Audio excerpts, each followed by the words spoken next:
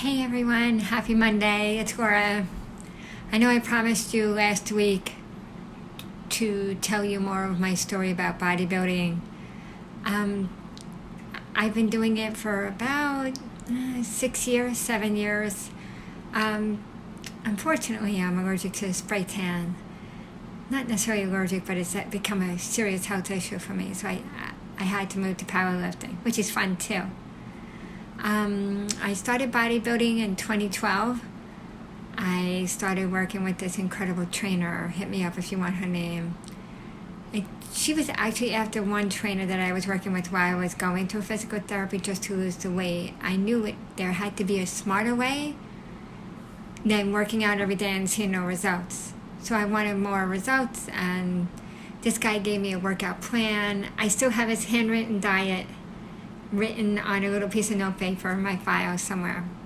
And actually he helped me lose about 40 pounds and gain a little muscle. But I fell in love with the act of building muscle, and my physical therapist wasn't doing it anymore. So I hired this one woman, and like I said, she only worked with competitors. And I asked her, did you believe that I can make this competition in 16 weeks? And she said, absolutely. I had no idea what was involved or what I needed to do. But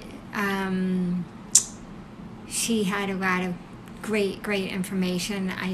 I worked with her 3 times a week, and I built this incredible body naturally, and we entered the competition. I felt good.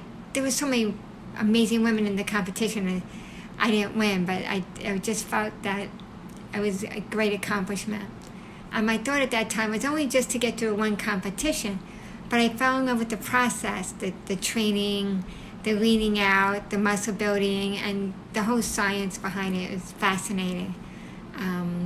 So I kept competing. Unfortunately, about 2 years in, I realized that the competitions I was going to were not what I call tested competitions. So they allowed the women to use performance-enhancing drugs.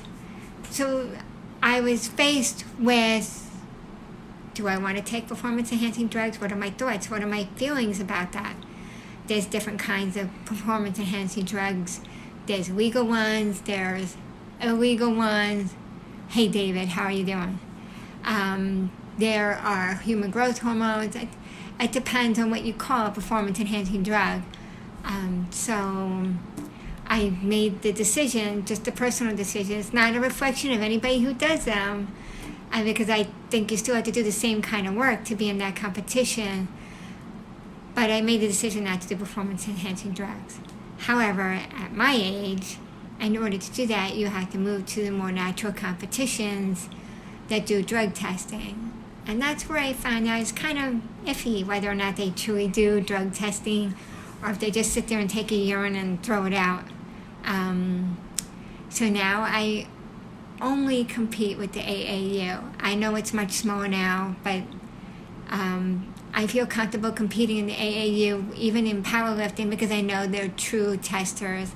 They test based on WADA, which is the same drug testing as the Olympics, from what I understand. Hey Tom, how you doing? So I ended up deciding to go all natural. So I did a bunch of competitions that way. I won a bunch of trophies. It's very flattering. When you compete, a lot of times you have to put the priority on you. And it was a great lesson for me to learn, because I've come being brought up in a family environment with parents from the last generation. You give everything to your family. You do everything for them, and you make sacrifices for them. It was really good to watch how not making sacrifices for them and putting myself first and making myself stronger really helped my children and the rest of my family grow. There were a lot of times where I felt guilty getting up at 4 o'clock in the morning and going to the gym. My poor son, what if he wakes up and needs his mom? What if after dinner I go to the gym too when it gets close to the competition? I was working out morning and night. I would take my son to the play area at the gym. He would love it. But I still felt guilty. However, the end result, when you're at a competition and you're winning awards and you're going on that stage and your family's watching you, you realize that you are a role model to them. I don't want my kids growing up. I want them to have families. I want them to love their kids. But the whole purpose of becoming an adult is not just to give everything to your kids. It's to become you, to become self-actualized, to be a better person.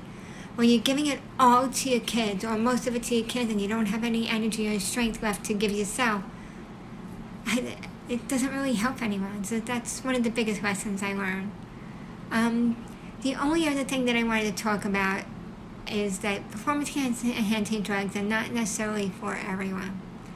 If that's the route that you choose, that's great. I don't judge anyone on what their choices are.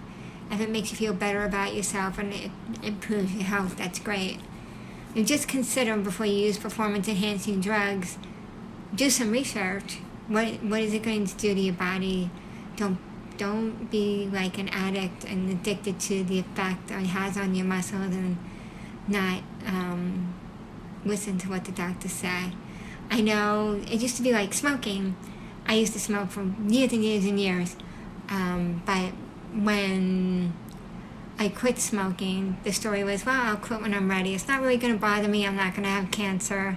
And that's what a lot of people say. And a lot of people with the performance-enhancing drugs, they say the same thing. It's not until they have a heart attack or it seriously affects their health that they can no longer use performance-enhancing drugs.